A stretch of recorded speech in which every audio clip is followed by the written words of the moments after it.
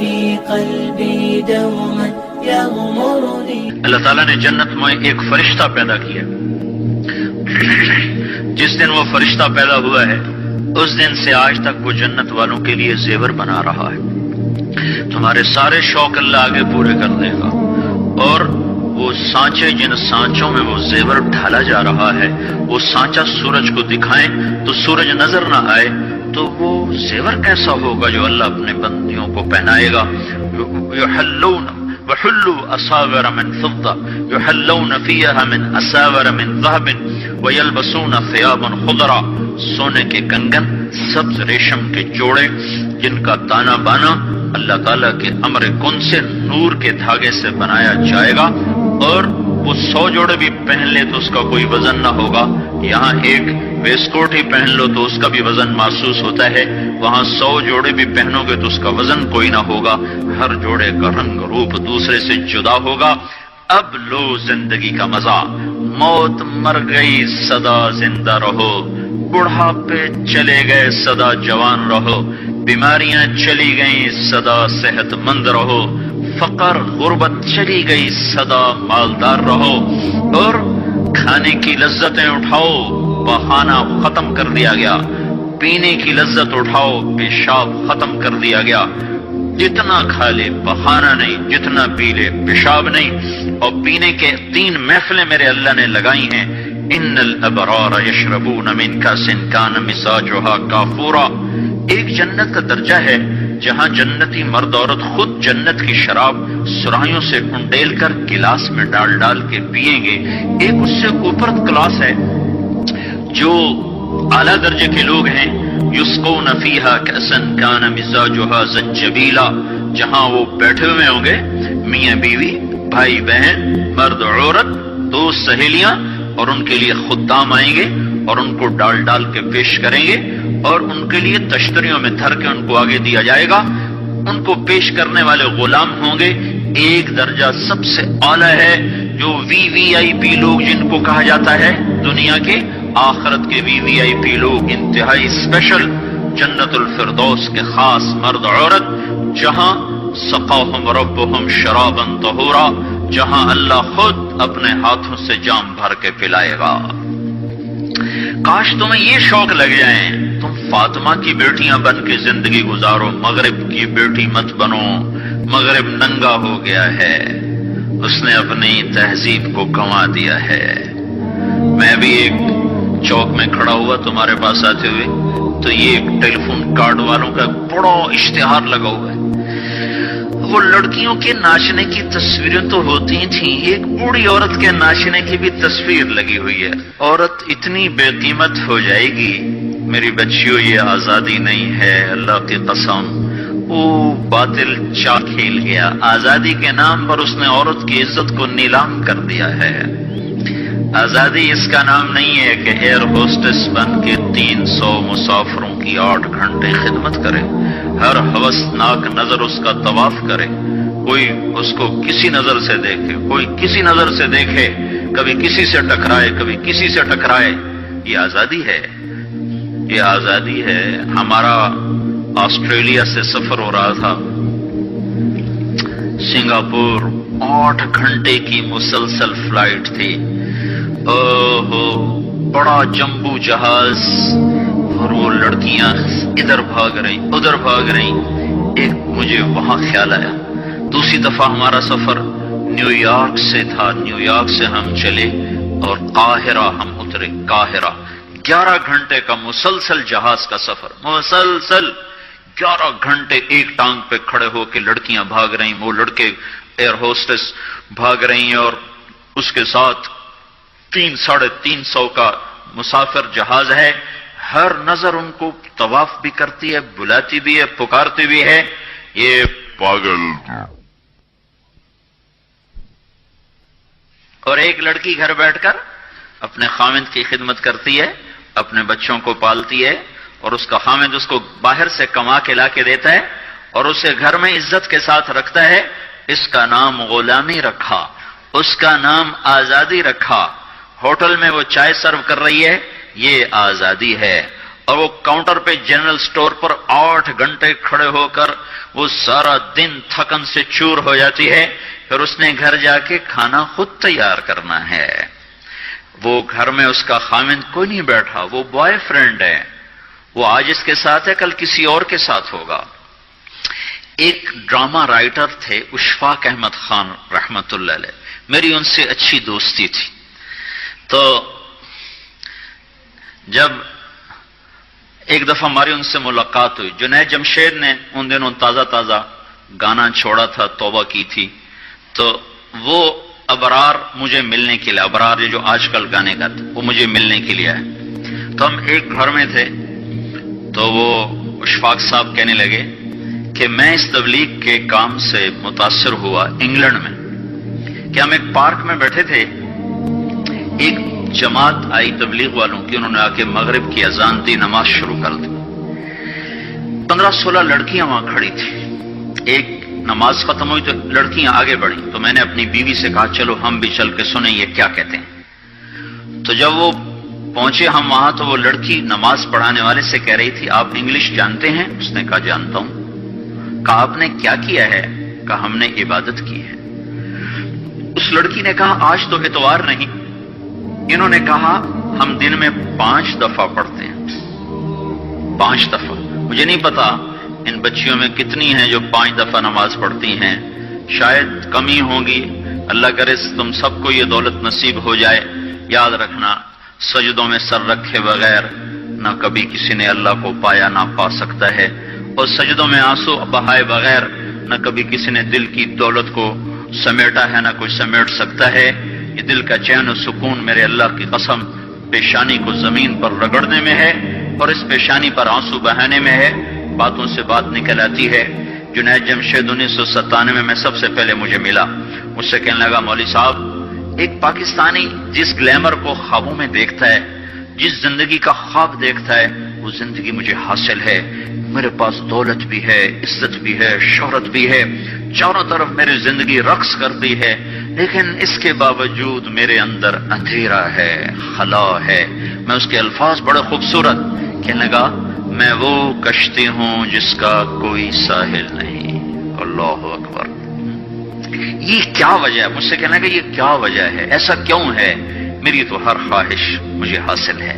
اور بالکل یہی بات چند لفظوں کی تبدیلی کے ساتھ مجھے سعید انور نے کہی جب وہ 3 دن کے لیے ہمارے ساتھ نکلا پہلی دفعہ۔ مجھ سے کہنے لگا میں یہ سوچا کرتا تھا عزت، دولت اور شہرت یہ میری زندگی کا مقصد ہے، صرف 22 سال میں مجھے سب کچھ مل گیا، عزت بھی، دولت بھی، شہرت بھی، لیکن دل اسی طرح پریشان۔ 100 بار چمن مہکا، 100 بار بہار آئی، دنیا کی وہی رونق، دل کی وہی تنہائی، تو رونق بھی ہے، بہار بھی ہے، پھر دل کیوں اداس ہے، پھر دل کیوں پریشان و غمگین ہے؟ کہ اس سوچ نے مجھے یہ مجبور کر دیا کہ میں نے مقصد کے انتخاب میں غلطی کھائی ہے۔ مقصد کے پانے کے بعد تو آدمی چین میں آتا ہے۔ مجھے اگر عزت، دولت، شہرت میرا مقصد ہے تو مجھے مل چکا ہے، پھر مجھے چین کیوں نہیں، پھر مجھے سکون کیوں نہیں؟ تو مجھے پتا چلا کہ نہیں، مقصد زندگی کچھ اور ہے۔ میں نے کہا شکر کرو تمہیں جلدی پتا چل گیا، بعضے تو زندگی گزار جاتے ہیں اور انہیں موت تک نہیں ہوش رہتا کہ میں کیوں آیا تھا اور میرا کیا مقصد تھا۔ جو لوٹ آئیں کچھ کہنا نہیں، بس دیکھنا انہیں غور سے، جنہیں منزلوں پہ خبر ہوئی کہ یہ راستہ کوئی اور تھا۔ چل چل تھک گئے، جب آگے پہنچے تو دیکھو غلط جگہ آ گئے، واپس مڑنے کا وقت ختم ہو چکا ہے، شام ہو چکی ہے، اندھیرے چھا چکے ہیں، اب واپس مڑنے کا راستہ نہیں ہے۔ شکر کرو کہ اللہ تعالیٰ نے ہمیں ایمان کی دولت عطا فرمائی، اور تم 22 سال کی، تم جلدی 30 برس کی عمر میں ہی تمہیں ہوش آ گیا کہ نہیں میری زندگی کا مقصد کوئی اور ہے۔ اس نوجوان نے کہا ہم دن میں 5 نمازیں پڑھتے ہیں۔ اس لڑکی نے کہا یہ تو بہت زیادہ ہے۔ تو اس نوجوان نے کہا، لمبی خیر بات ہو جائے گی، آخری بات بتاتا ہوں۔ تو جب وہ بات ختم ہو گئی تو اس لڑکی نے آگے ہاتھ بڑھایا کہ اچھا خدا حافظ۔ تو اس نوجوان نے کہا میں آپ کو یہ ہاتھ نہیں لگا سکتا۔ اس لڑکی نے کہا کیوں؟ کہا یہ ہاتھ میری بیوی کی امانت ہے، یہ صرف اسی کو چھو سکتا ہے اور کسی کو نہیں چھو سکتا۔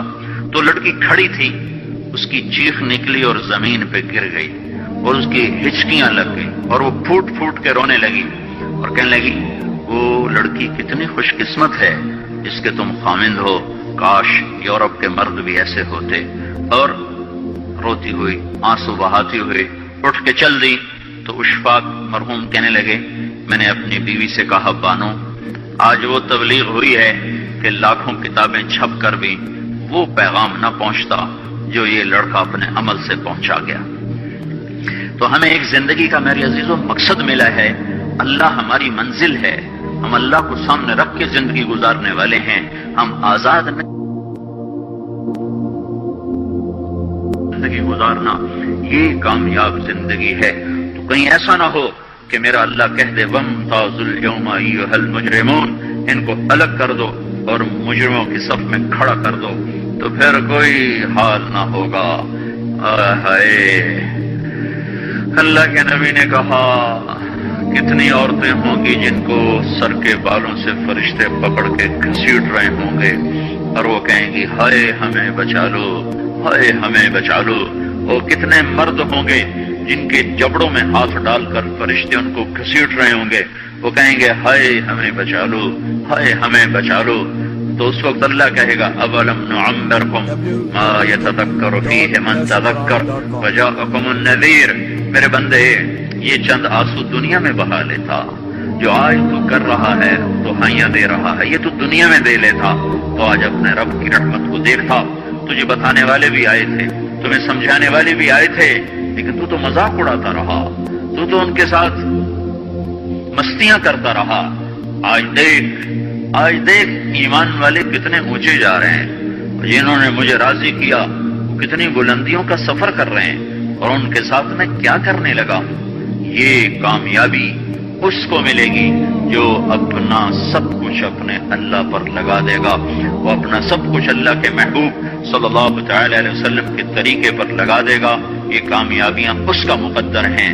یہ زندگی چند روزہ ہے اور آج ایک سیلاب ہے میرے عزیزوں مغرب کی تہذیب کا، اس انٹرنیٹ نے اور اس ٹی وی نے اور اس میڈیا نے ہم سے ہمارا سب کچھ چھین لیا ہے، سب کچھ ہمارا چلا گیا ہے، اور سوائے اچھل کود کے، کھیل کود کے اور زندگی کی کوئی منزل نہیں رہی۔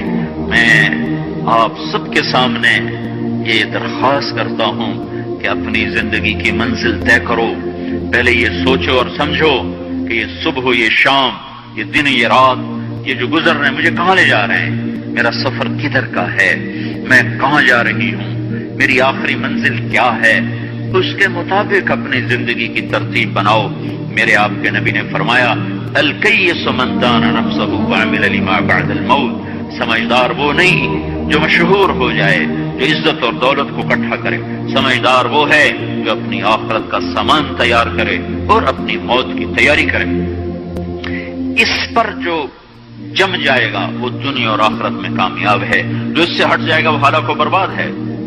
فرعون جیسا ظالم بادشاہ جس نے بچے ذبح کر دیے، اس کے دربار میں اس کے بیٹی کی ایک خادمہ تھی، باندھی تھی، اس نے چپکے کلمہ پڑھ لیا، وہ مسلمان ہو گئی، وہ ایمان لے آئی۔ ایمان ایسی دولت ہے جو چھپے نہیں چھپتا، وہ نظر آتا ہے، جہاں نظر آتا ہے وہاں روشنیاں پھیل جاتی۔ میں جب سے کالج چھوڑا میں کبھی ہوٹلوں میں نہیں گیا، یہ 5 اسٹار ہوٹل کا اس وقت ہم جایا کرتے تھے جب کوئی وہاں جانے کا نام نہیں لیا کرتا تھا۔ چھوٹی عمر میں لاہور چلے گئے، ماں باپ جیب میں پیسے ڈال دیتے تھے، وہ سمجھتے تھے پڑھ رہے ہیں، ہم کچھ اور کاموں میں ہوتے تھے۔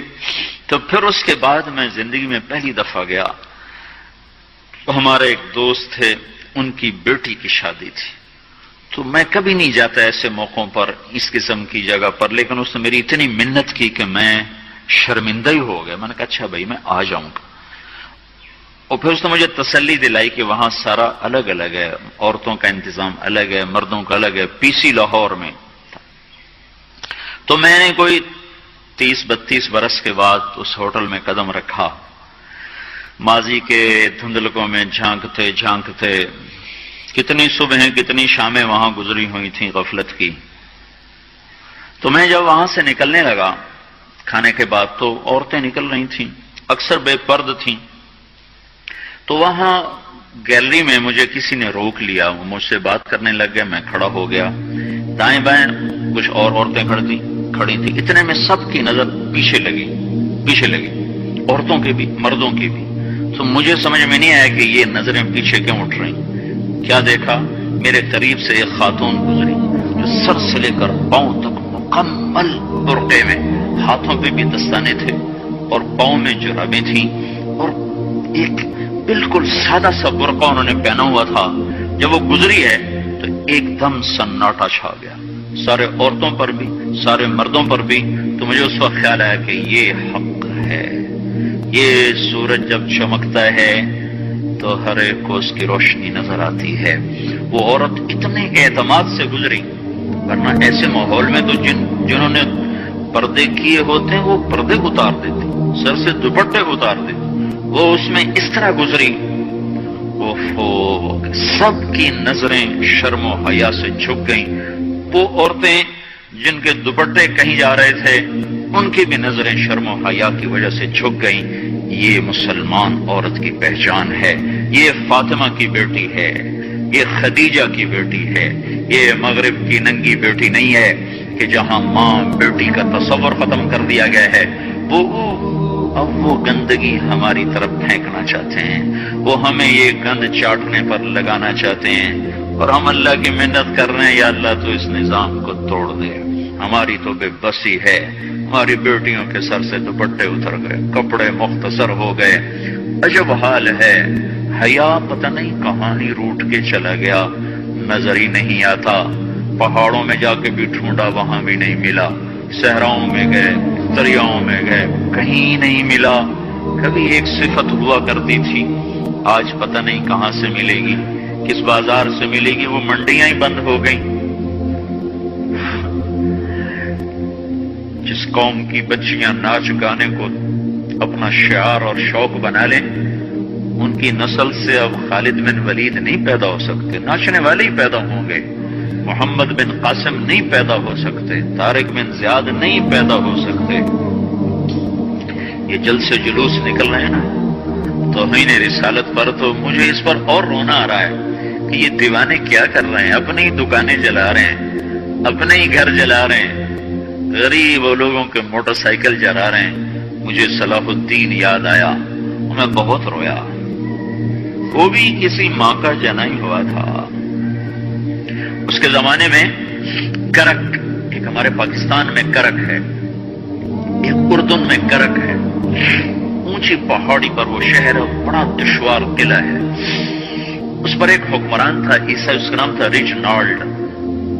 تو کرک کے قریب سے قافلے گزرتے تھے حج کے، تو اس نے ایک دفعہ حاجیوں کے قافلے پہ حملہ کیا اور کہنے لگا بلاؤ اپنے محمد کو تمہاری مدد کرے، اور سارے حاجیوں کو تعطیل کر دیا۔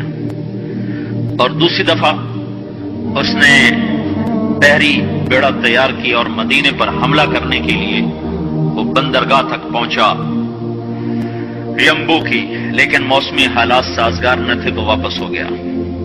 تو حطین کی لڑائی ہوئی ہے فلسطین میں، جس میں سارا یورپ اپنی طاقت کے ساتھ میدان میں اترا تھا، اور ادھر تنہا صلاح الدین ایوبی رحمۃ اللہ علیہ اکیلا اس لشکر سے ٹکرایا تھا، اور انہیں اس میں ساری رومن امپائر کو شکست ہوئی تھی۔ تو بڑے بڑے بادشاہ اس میں گرفتار ہوئے، تو اس میں ریجنالڈ بھی گرفتار ہو کے آیا۔ تو کوئی 12 بادشاہ تھے ریاستوں کے جو سامنے اس کے پیش کیے گئے، تو پیاس کی شدت سے سب کا برا حال تھا۔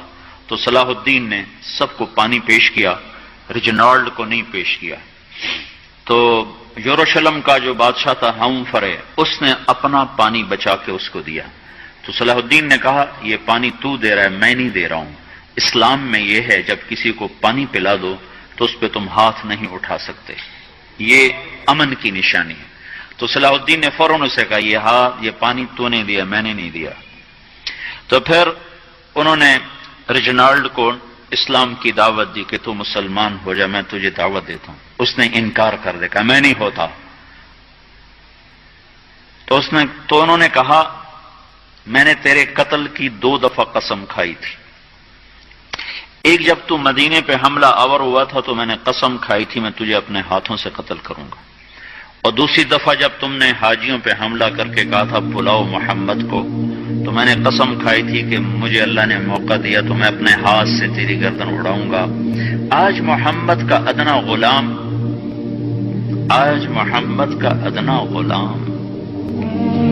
تیری اس بات پر یہ فریضہ ادا کرنے کے لیے آ رہا ہے، اور اپنی تلوار سے اس کی گردن اڑائی، وہ پیچھے لٹک گئی، پوری نہیں اڑی، پیچھے لٹک گئی. خوفناک منظر بن گیا. تو سارے بادشاہوں پہ کپ کپی طاری ہو گئی. تو صلاح الدین فرمانے لگے ہمارے مذہب میں یہ نہیں ہے، بادشاہوں کے ساتھ ہم بادشاہوں جیسا ہی سلوک کرتے ہیں، پر یہ حدود سے آگے چلا گیا تھا. اب مجھے یہ قصہ بھولا ہوا تھا، مجھے انہی حادثوں میں انہیں ہنگاموں میں وہ یاد آیا، تو بعد تنہائیوں میں بیٹھ کے بے بسی کے آنسو بہہ جاتے ہیں، اور اس کے سوا کوئی چارہ نہیں ہے. ہماری ساری نسل موسیقی میں ڈوب چکی ہے. جو بدن سرتال پہ تھرکتے ہوں، جو بدن موسیقی کے اوپر ہلتے ہوں، رقص میں آتے ہوں، ان پہ کانٹے ہی اگیں گے، ان پہ صلاح الدین کا پھول نہیں اگ سکتا، ان میں محمد بن قاسم کے پھول نہیں اگ سکتے. پانچ ہو گئی ہے ہماری نسل. یہ یورپ کا سحر ہے جو چل گیا ہے. ہماری بے بسی ہے، ہماری بے بسی ہے. میں تو بس منت ہی کروں گا اپنے آپ کو پہچانوں، اپنی ہستی حیثیت کو پہچانوں، اپنی نسبت بدلو. تمہاری نسبت یورپ کے ساتھ ہو کے اگر موت آئی بے قیمت ہو جائیں گے. اگر مدینے والے کی نسبت مل گئی تو حضرت فاطمہ کے دائیں بائیں تمہیں بھی کھڑا کر دیا جائے گا، حضرت خدیجہ کے دائیں بائیں تمہیں بھی کھڑا کر دیا جائے گا. چند دن ہیں، صبر کر لو، گھٹ گھٹ کے مر جانا ہی بیٹیوں کی روایت ہے. مشرق کی بیٹی اس نے گھٹ گھٹ کے مرنا ہی سیکھا ہے. ہاں، یہ آزادی، یہ آوارگی، یہ مغرب کی عورت کا خاصہ ہے. اور 18ویں صدی تک مغرب میں بھی کوئی عورت ایسے ننگی نہ تھی، اور گھر کی زندگی تھی. 1792 میں لندن میں ایک عورت تھی میری والسٹون کرافٹ. اس نے آزادی نسواں پر سب سے پہلے کتاب لکھی تھی کہ عورتوں کو آزاد کیا جائے. اس آزادی کا زہر ہے جو آج بھرا ہوا ہے.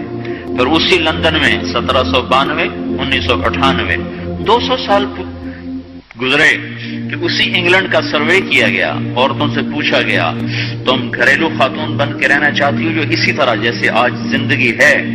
98% عورتوں نے کہا ہم گھر کی خاتون بن کے رہنا چاہتی ہیں، لیکن ہمیں خاوند میسر نہیں ہے، ہمیں بوائے فرینڈ ملتے ہیں جو ٹیشو پیپر کی طرح مسل کے ہمیں پھینک دیتے ہیں. تو اس غلاظت کا انہیں بھی پتہ چل چکا ہے، لیکن اب وہ نکل نہیں سکتے. جو نکالنے والے تھے وہ خود اس پر ریچھ گئے. نکالنا ہم نے تھا، ایمان والوں نے. ہم خود اس زندگی پر ریچھ گئے ہیں. اپنے آپ کو نکالو اس دلدل سے. ہماری بیٹی کی عزت یہ نہیں ہے کہ وہ زینت محفل بن کے بیٹھی ہو. ہماری بیٹی کی عزت یہ ہے کہ اس کا ناخن بھی نظر نہ آئے. ہماری معراج یہ نہیں ہے کہ وہ اسٹیج پہ ناچ رہی ہو. ہماری معراج یہ کہ وہ رات کی تنہائی میں قرآن کے سامنے بیٹھ کے رو رہی ہو. مجھے یاد ہے بچپن میں ہم چھوٹے چھوٹے تھے، ہمارے باپ ہمیں زبردستی مسجد لے جایا کرتے تھے.